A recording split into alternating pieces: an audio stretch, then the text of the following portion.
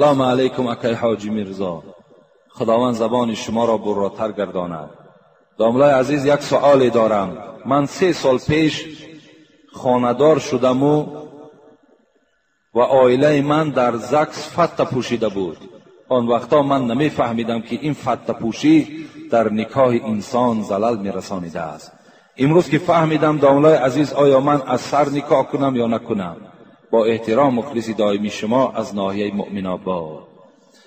خداوند در سوره هود در آیه 114 او میگوید: اعوذ بالله من الشیطان الرجیم ان الحسنات یذهبن السیئات. نیکی های شما گناه های شما را کوره میکند. یعنی وقتی شما نفهمیدین با این عملهای شنیع، با این عملهای نادرست چند زدین. خوشخبر برای همه شما. اولیکش جمشید برای شما امکانیتی کلان میدهد.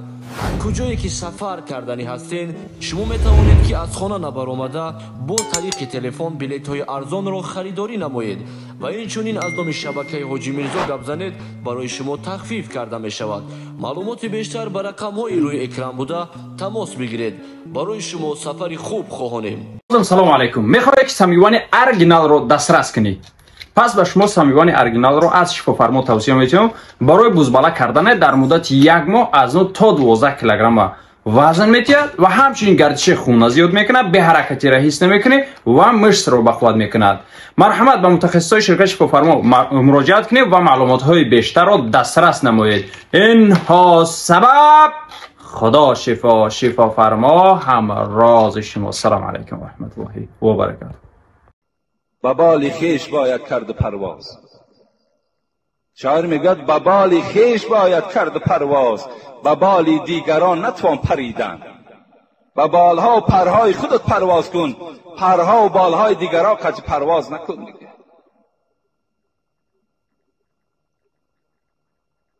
مرده را تیز گرانیدن خوب است یا شب من کردن، برای خیش و تبار آمدن. التماس نقصتر فهمانید. من انشاءالله اینقدر ساده برای شما میگویم، این سخنی مرا همه میفهمند. من اینقدر عادی برای شما صحبت میکنم که تا که شما فهمید. همین عادی صحبت کردن من به خاطر اون است که شما فهمید. مرده را تیز بردن این سنت است. در شبم گرانیدن سنت است. شبم باشد روزم باشد، اگر مرده را ما و شما برداشته و اگر طبق سنت خواهیم که رفتار کنیم، فرق ندارد چه شب باشد چه روز باشد، ما و شما باید تیزتر برداشته بریم. آمدن خیش در اطراف مرده این نه فرض است نه واجب است نه سنت است. اگرچه امروز این عادت خیلی نادرستی در بین ما و شما هست که فرزند او شاید 1 روز شاید 2 روز در کدام مکان باشد و وی بیاید و بعداً ما این مرده را از اینجا برداریم. چند قدر سرگردانی ها، چند قدر تشویش ها، چند قدر بیماری ها، این قدر ضررهای زیاد در اینجا وجود دارد. همون زمانی که مرد، امروز الحمدلله بینید قبرهای تیار شد، قبرها تیار. رفته فرمایش میتی 1 ساعت بعد الک میگد مرده تا بیار. دیگر قبر بانه نیست، فقط اعتقاد و توفیق لازم که ما و شما در حال مرده ها را برداریم و برده در قبر جاشون کنیم. این سنت پیغمبر است.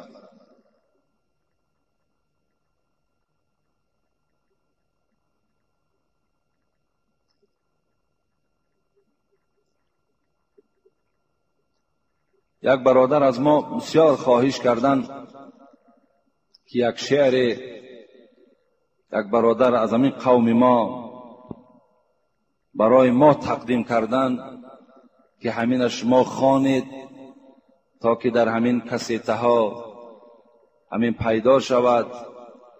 و بسیار درخواست کردن، 1 بار درخواست کردن رد کردیم، 2 بار درخواست کردن، این دفعه ما قبول کردیم.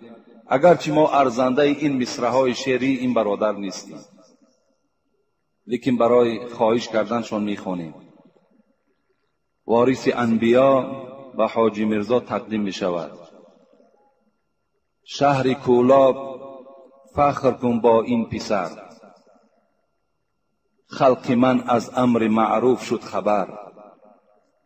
سالها گردین ما خاری کشید، حاجی میرزا شد اسلام را سپر. گه کند آغا سخن از مولوی، گه ز قرآن گوید آیاتی قوی. خلق من سیراب شد از لون خوش، گرچه بودن خواب آوردش به هوش. گرچه در پوشتش حسودانی زیاد، لعنت حق بر روانی جمله باد. خار گردان یا خدا یا دشمنش، هم خدا راضی و هم پیغمبرش. من چی گویم خدمتش به انتهاست، تا قیامت بهرش این دستی دعاست.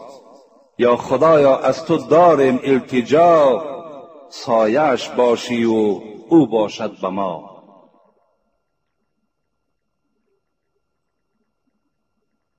السلام علیکم و رحمت الله و برکاته. حاجی میرزا، ما دو سوال داریم. یکم امام مسجد ما میگوید که در یک شبانه روز خداوند جان 1000 نفر را میگیرد و یک نفرش به ایمان میرود. آیا این درست است؟ نه، این نادرست است. جان 1000 نفر نه، امروز صدها هزار نفر شاید که امروز جان اونها را پروردگار گیرد. عدد اینها را کی میداند؟ این خبری نادرست است. یک تای او با ایمان میرفت است و مثال 999 تای او به ایمان. کسی نمیداند کی با ایمان میرود کی به ایمان میرود. اینا افسانه هستند، افسانه میگن اینا را. یگان سخنم در یگان کتابم این هیچ اصل ندارد، تماما نادرست است. دوم سوال، یک مرد 5 وقت نمازش را در مسجد میخواند و میخندد و ایرا رفیقانش میگویند که تو دیگر نماز نخوان که نماز تو درست نیست. وای کم کم کسلی میباشد. آیا این نماز خواند یا نه؟ وای خواند نخواند برای آدم کسلی هیچ فرقی ندارد. میخندد، گریه میکند، وای کاری وای خواندن. آدمی سالم خندیدنش نادرست است. آدمی سالمی که باشد و بی درد باشد و در نماز وقتی که اگر خندید نمازی وای باطل می شود، فاسد می شود. لیکن برای آدمی بیمار فرقی ندارد. چگونه نمازی که می خواند وای خواندن گیرد، وای در رخصت است.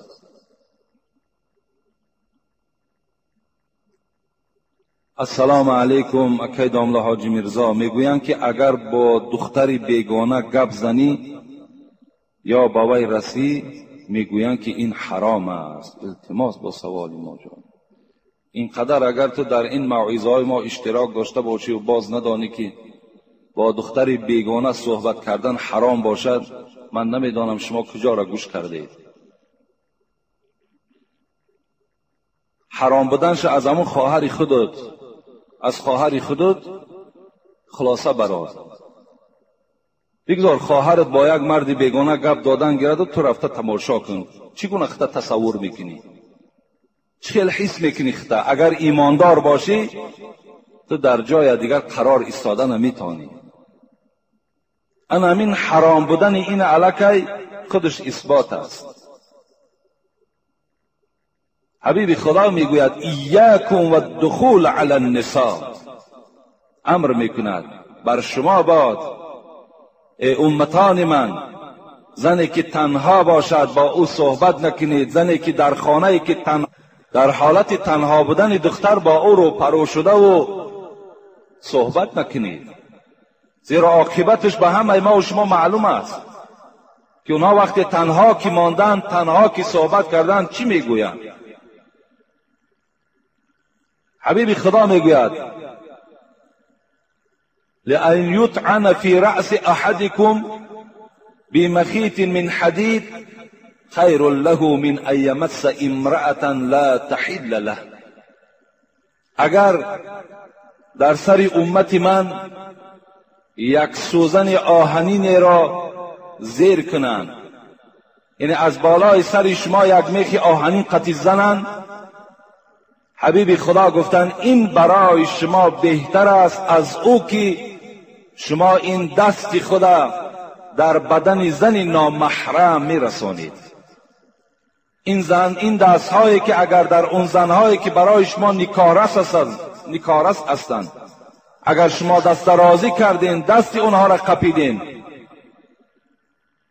و هر اعضای اونها را وقتی که شما دست دراز کردین، حبیب خدا گفتند این آسان است از روی عذابی که یک میخی که در بالای سر شما کوفته می شود. یعنی این عاقبتی ناخوب دارد. جوانای عزیز، انشاءالله من در باب زنا که صحبت داشتیم، لیکن باز در این باب من برای شما صحبت میکنم که بسیار احتیاط شوید که روز به روز زنا روز به روز اوج گرفته ایستاده است. روز به روز فحش و فاحشگی ها اطراف ما و شما را اشغال کرده ایستاده. بسیار با احتیاط باشید، بسیار با احتیاط باشید.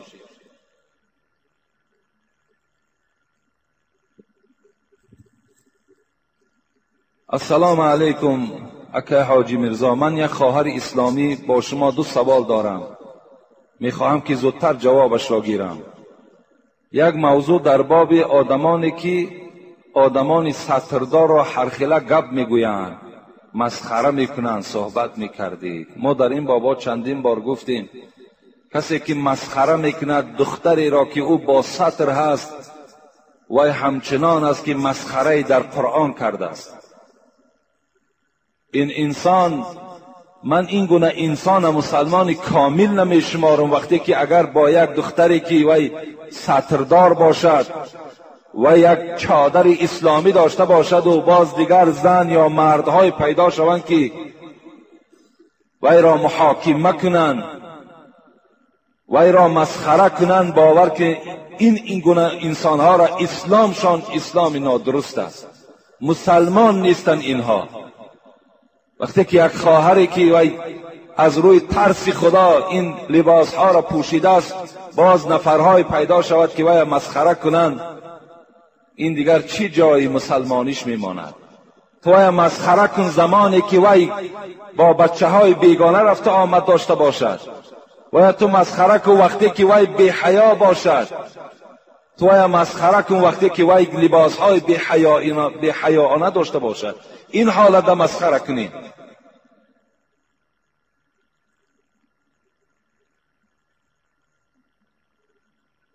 کسبم دوزندگی هست. کرته‌ای که من میدوزم با تن خود پوشیده کمبودی های آن را اصلاح میکنم. به من میگویند که این اوبال است، این رفتار تو. در این مسئله روشنی، این اوبال نیست.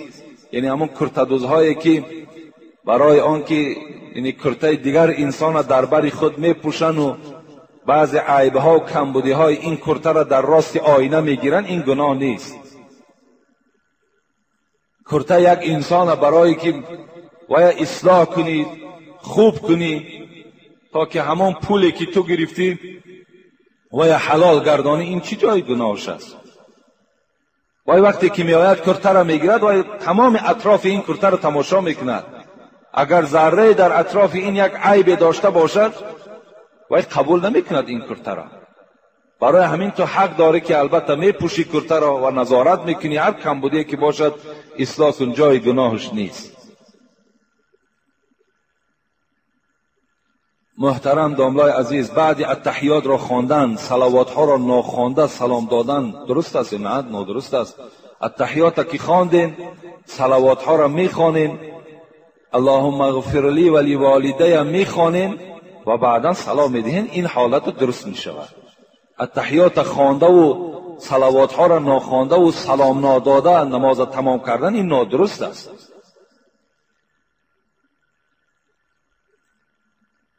السلام علیکم داملای شیرین سخن. با من با این سوال جواب گردانید. مویهای سرم سفید شده است. من خینه یا کرسکه کنم همین جایز است یا نه؟ من جوان هستم. قال رسول الله صلی الله علیه و سلم ان الیهود و النصارى لا یسبغون فخالفوهم. متفق علیه. حدیث متفق علیه هست که پیغمبر خدا گفتن یهودی ها و نصرانی ها ریش ها و موی های خود رنگ نمی کنند. شما ای امتی من موی ها و ریش ها تان رنگ کنید گفتند. خب میگذاریم حدیث دیگر.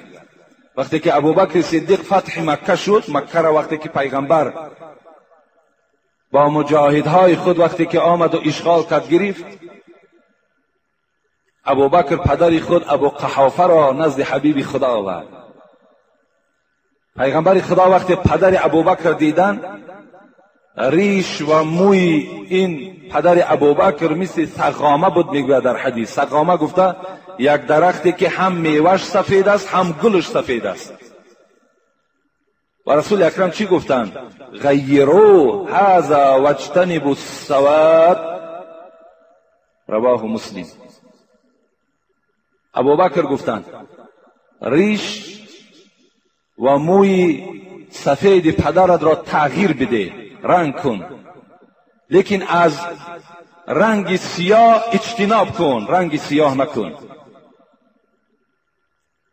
خینه ببند، رنگ سرخ کن، رنگ زرد بکن، پیغمبر گفتن در حدیثات، لیکن رنگ سیاه نکنید. از رنگ سیاه پیغمبر خدا من کردن. در مسئله میگوید اگر مجاهدهایی که مثال جنگ میکنن، اونها اگر موی سرشون سیاه کنن برای اونها اجازت است، دیگر برای غیر اونها به هیچ کس درست نیست که موی سرش سیاه کند. ما و شما ندیدیم، اگر ما و شما خارج سفر کنیم، در خارج میبینیم که موی ها و ریش های مردم خینه بسته شده، سرخ هستند، زرد میکنند، سرخ میکنند، لیکن سیاه نمیکنند. خینه بستن، هینه بستن، چی در پایه هامان، چی در ریش هامان، چی در موی سرمان، این سنت پیغمبر است. و سرمه کشیدن هم در چشم ها، این سنت پیغمبر است. اینا را افسوس که در ما و شما، یعنی از زمانهایی که ما و شما نشنیدیم و این حدیث ها شاید که به پیشواهای ما و شما نرسیده بود که در بین ما و شما اعلانش کردن، مردم ما و شما از این سنت محروم مانده است. یعنی خینه کردن موی سر، ریش، اینها را جایز است. یا رنگ زرد کردنش هم پیغمبر اجازت دادن، لیکن از رنگ سیاه گفتن اجتناب کنید، سیاه نکنید. السلام علیکم داملای شیرین سخن و شیرین بیان. اکای حاجی میرزا، من استقامت کننده دهه قبچاق می باشم و کسیته های شما را هر هفته برده گوش می کنم و مادر من شما را از روی سخنهای شیرینتان بسیار دوست می دارد و در حقتان دائم دعای نیک می کند و امروز بیمار خواب است. از شما خواهش می کنم که در همین ساعتهای قبول دعا در حقش دعا کنید که خداوند بر مادر من شفا دهد. با احترام، مخلص اشدی شما از دهه قبشا. خدای مهربان این مادری که از این جمعیت ما دعای خیر کردن، طلب دعای خیر کردن، خداوند شفای کامل و شفای عاجل نصیبش بگرداند. آمین یا رب العالمین. السلام علیکم اکای حاجی میرزا، خداوند زبان شما را براتر گرداند. داملای عزیز، یک سؤال دارم. من 3 سال پیش خانه‌دار شدم و عائله من در زکس فتح پوشیده بود. آن وقتا من نمیفهمیدم که این فتح پوشی در نکاح انسان زلال میرسانیده است. امروز که فهمیدم داملای عزیز، آیا من از سر نکاح کنم یا نکنم؟ با احترام، مخلص دائمی شما از ناحیه مؤمن آباد. خداوند در سوره هود در آیه 114 او میگوید: اعوذ بالله من الشیطان الرجیم، ان الحسنات یذهبن السیئات. نیکی های شما گناه های شما را کوره میکند.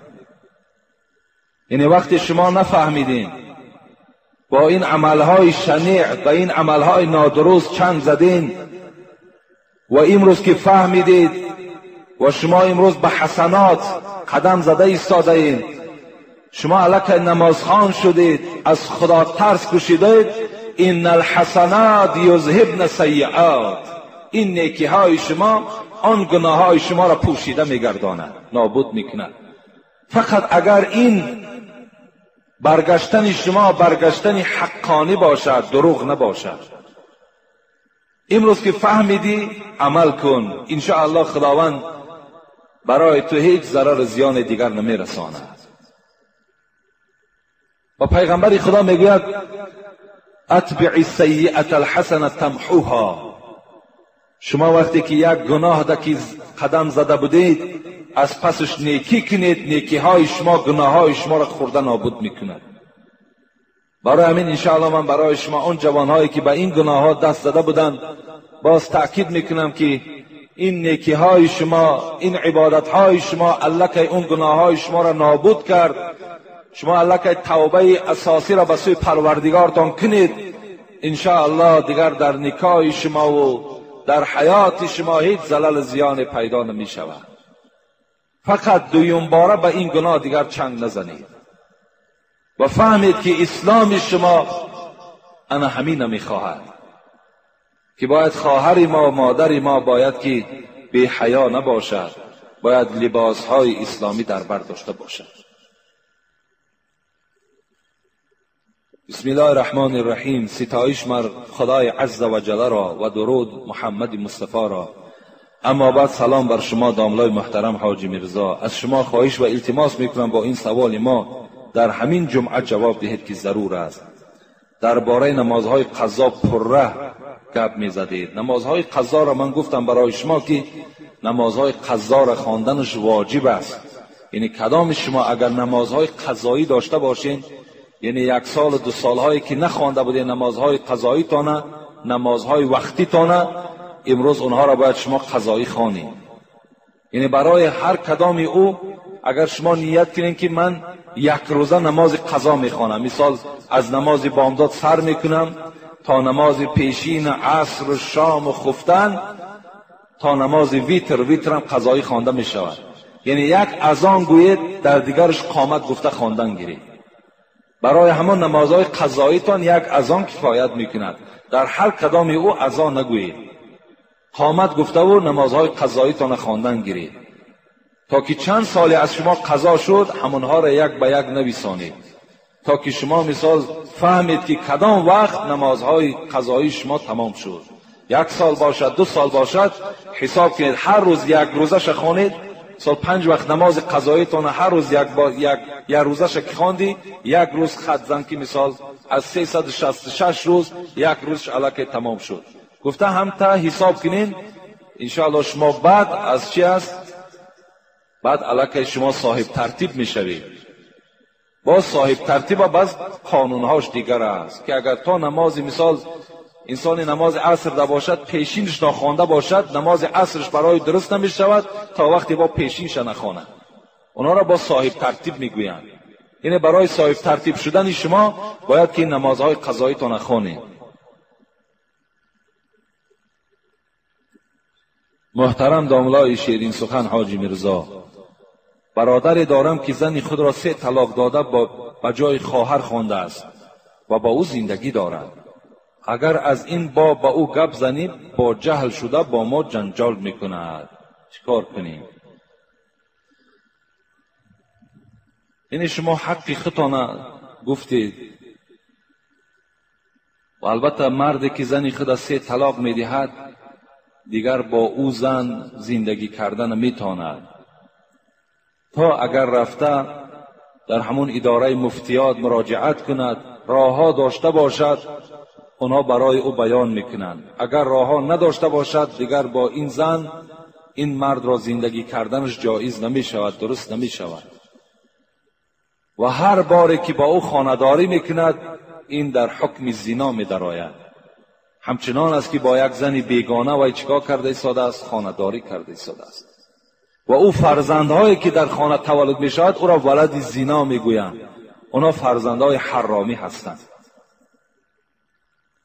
برای همین البته به البته یعنی این برادر از روی دلسوزی و از روی اسلامداری که برای این برادرش مراجعت کرده است باید این برادر قبول سازد، رفته مراجعت کند.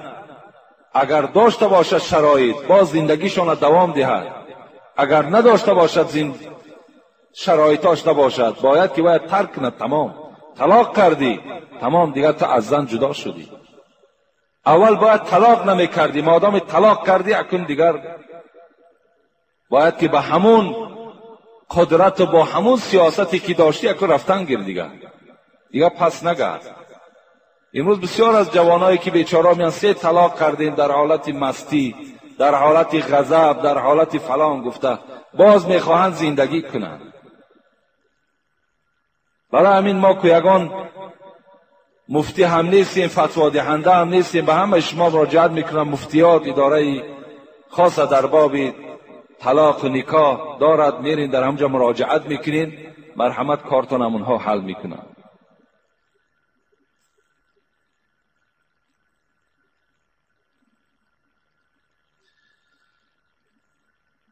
السلام علیکم داملای عزیز، من مهمان هستم، میخواهم با همین سوال من جواب دهید.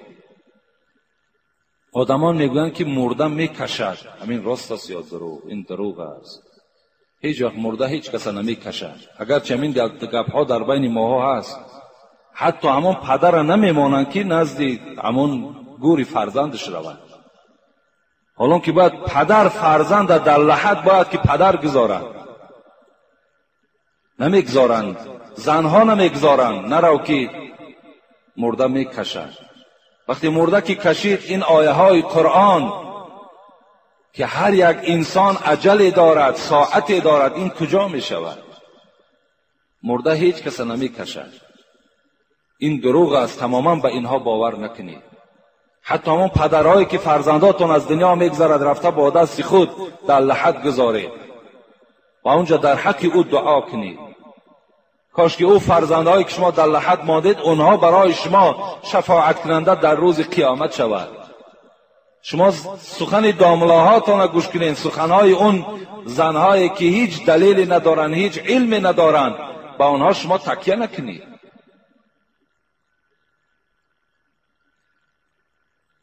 داملا در بر ردنامه گرفتن جایز است یا نه؟ ردنامه ای که اگر خالی از شرکیات باشد، یعنی اگر در مثال پهلوی ما و شما، در بر ما و شما اگر همون آیه های قرآن باشد جایز. غیر آیه های قرآن که نقشه ها میکشن، رقم ها میکشن و هر گونه رسم ها میکشن، اینا در پهلوی ما و شما بودنش ناجایز است. فقط آیت قرآن باشد میلش، غیر آیت قرآن برای ما و شما جایز نمی شود. داملا بعد السلام علیکم و رحمت الله باز چی میگویی؟ هیچ چیز نمیگویی، همین قدر میگویی السلام علیکم و رحمت الله.